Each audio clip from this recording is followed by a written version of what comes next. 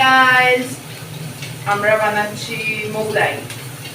ঘরোয়া পদ্ধতিতে মোগলাই করছি, তোমরা দেখতে থাকো কিভাবে করছি। চটজলদি হয়ে যায়, খাওয়ার ডিমান্ড হচ্ছে রাতে মোগলাই খাবে। ওয়েলকাম ফ্রেন্ডস, সোমাস ব্লগ থেকে ডেলি কুকিং ব্লগ আজকে নিয়ে এসেছি। কিন্তু আমি এখন এমনি ব্লগও দিচ্ছি। আমি আমার লাইফস্টাইল, আমি যেখানে বেরোচ্ছি সব কিছুই দেখাচ্ছি। তোমাদের কেমন লাগছে অবশ্যই কমেন্ট করো। খুব ভালো না হলেও আমি করার চেষ্টা করছি, তোমরা একটু পাশে থেকো। এটা হচ্ছে কালকে রাত্রে করেছিলাম হচ্ছে মোগলাই আর ড্রাই চিলি চিকেন, সেটাই তোমাদের সাথে শেয়ার করছি। আমরা যা করছি সকাল থেকে রাত সবই শেয়ার করব। এটা হচ্ছে আজকে হচ্ছে মঙ্গলবার, সোমবার রাতে আমি এই চিকেনটা ড্রাই চিলি চিকেন আর ঘরেই এগ মোগলাই করেছিলাম।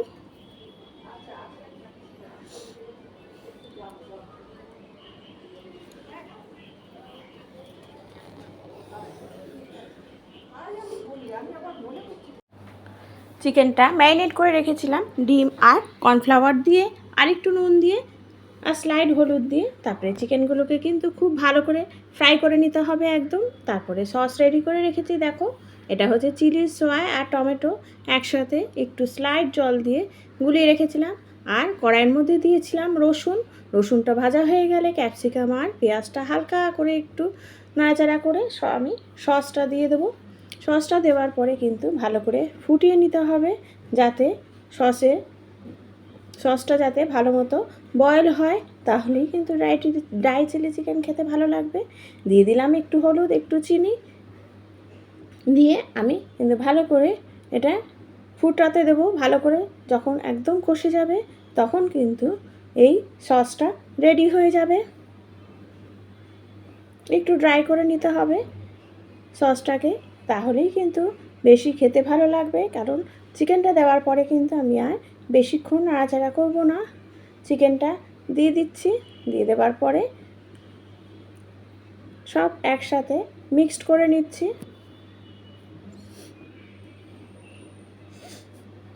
আর ড্রাই চিলি চিকেনে কিন্তু একটু কুচি করে কাঁচা লঙ্কা দেব, আর দেব হচ্ছে আর লাল লঙ্কার গুঁড়ো দেবো আর গোলমরিচ দেবো, দিয়ে নামিয়ে নেব। ব্যাস, দেখো মোগলাই আর ত্রিকোণ সাইজের মোগলাই। একটা ডিম ফেটিয়ে তার মধ্যে একটু দেবো হচ্ছে নুন আর হলুদ, আর মোগলাইটা ত্রিকোণ সাইজের হবে, ময়দা দিয়ে করব। এটা খুব খেতে ভালো লাগে। তোমাদের ভালো লাগলে অবশ্যই আমি শেয়ার করব একদিন। তোমরা যদি কমেন্ট করো অবশ্যই আমি এটাকে শেয়ার করে দেবো মোগলাইটা রেসিপিটা।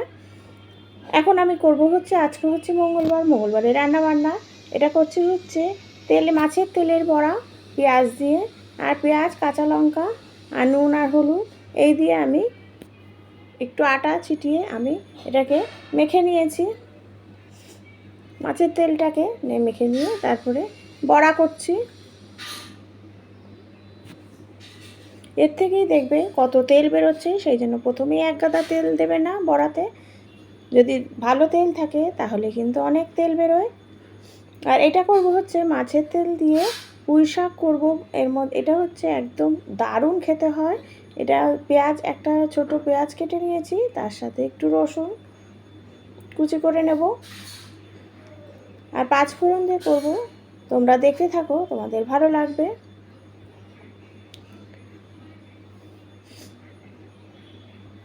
দেখেছো কত তেল বেরিয়েছে, সেই জন্যই বলেছি প্রথমেই কিন্তু এক গাদা তেল দেবে না। ওই তেল দিয়ে কিন্তু আমি পুঁই শাকটা করবো। দিয়ে দিলাম হচ্ছে রসুন, আর তার সাথে দিয়েছি পেঁয়াজ। রসুনটা আমি থেতো করে দিয়েছি, আর তার সাথে পেঁয়াজটা দিয়েছি। 5 ফোড়ন দিয়ে এটা ভালো মতো ভেজে নেব আগে। রসুনের একটু স্মেল বেরোলেই দিয়ে দেবো হচ্ছে তেল। মাছের তেলের পটকা আর মাছের তেল আমি অল্প করে দেবো এর মধ্যে। দিয়ে দেবো হচ্ছে পুঁই শাকটা। এর মধ্যে দিয়েছি কুমড়ো, বেগুন, আলু দিয়ে একটু নুন আর হলুদ দিয়ে ঢেকে ঢেকে রান্না করব। অনেকটাই তেল বেরিয়ে আসবে।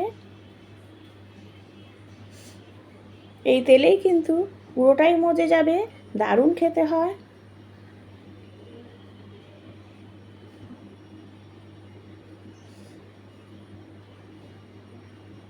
মাছের তেল দিয়ে একবার এইভাবে পুঁই শাক করবে, দেখবে দারুণ টেস্টি একটা রেসিপি। দিয়ে দিচ্ছি একটু ধনে জিরের গুঁড়ো, দিলাম কাঁচা লঙ্কা,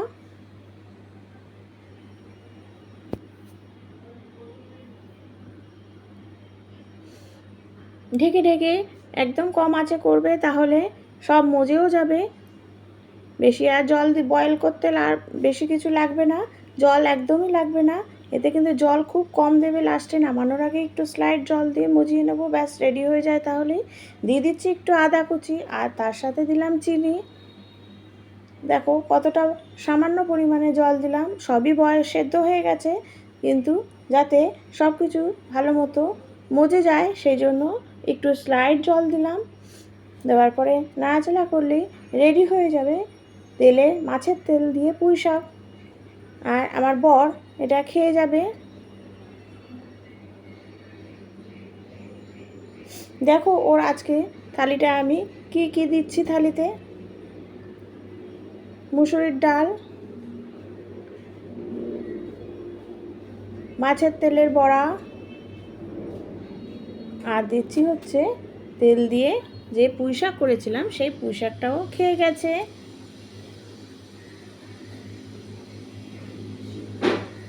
এই ঘুরতে যাবার ব্লগগুলো যে দিচ্ছি তোমাদের কেমন লাগছে অবশ্যই কিন্তু কমেন্ট করো।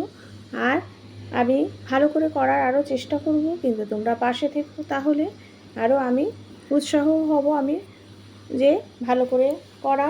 তোমরা কিন্তু একটু পাশে থেকো, নতুন বন্ধু যারা আছো একটু বেল আইকনটা প্রেস করে দিও, সাবস্ক্রাইব করে দিও।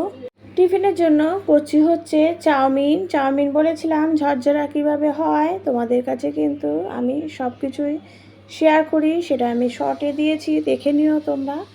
যে চাউমিন কিন্তু একদম দোকানের মতো ঝরঝরা হবে, জাস্ট আলু দিয়ে আর ডিম দিয়ে আমি এই চাউমিনটা করছি।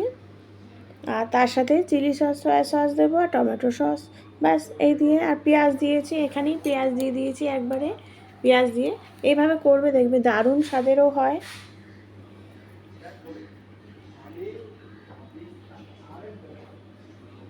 কিছু কিছু টিপস কিন্তু আমি রান্নার দিতেই থাকি, তোমরা একটু ফলো করো, দেখবে খুব সাশ্রয়ও হবে জিনিস, আর চটজলদি রান্নাও হয়ে যাবে। Thank you.